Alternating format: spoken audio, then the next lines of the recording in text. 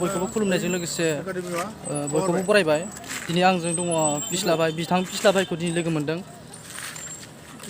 खुलुमबाय दिनै बरसला मा होनो बरसला बियाबनि बे इउथ सेमिनार जागासिनो दङ बेयावहाय दङ उदालगुरि डिस्ट्रिक्टनि लाइमोन सावराय जथुमाव दङ बरसला मा होनो दुमदुमा होननाय जायगायाव ना दायो आं मोननैसो बाथ्रा जोंहा बिस्लाभाइजों रायलायगोन आरो बिस्लाभाइनाव मोननैसो बाथ्रा सोंगोन आङो बिस्लाभाइ नोंनि रियेल नामा मामोन दानसोरां मोसाहारि ओमफ्राय नों बेसेबां क्लासाव फरायो दायो 9 ओमफ्राय मिडियामा बर' मिडियाम ना एसामिस मिडियाम बर' मिडियाम थिगानो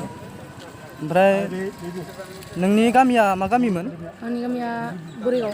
बरिगाव बे बरसलानिनो आरोना बरसलानि बरिगाव ओमफ्राय स्कुला बे पश्चिम बरसला बर' एकाडेमि ओमफ्राय मा क्लासाव फरायो होन्दोंमोनलाय 9 होन्दोंमोन ना दासान्दि भिडिअ बानायदोंना बानायाखै नोंसोरो बानायाखैना ओमफ्राय नोंसोरनि बे इउटुब चेनेलनि नामा मा नाममोन जोंनि इउटुब चेनेलनि नामा आगोलगासिनो दंमोन DM बर'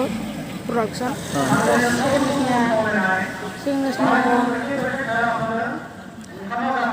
दानिया माबा आखल गाज्रि दाजा आरो सिमांनि साया आरो बिथाङा मेथाइ मोनसे खनदोंमोन ना मेथाइनि मुङा मा मेथाइमोन ना गोदै गोबाब खननो हागोन नामा हानाय नङा दे थ' गाइस बारा सोंनो हाला बेसांसै बेसांखौ लोगो मोननानै गोजोननाय मोन्दों आरो दा नों माबोरै मोनखो गोजोननाय मोन्दों ना दे बाय गाइस बेसांनोसै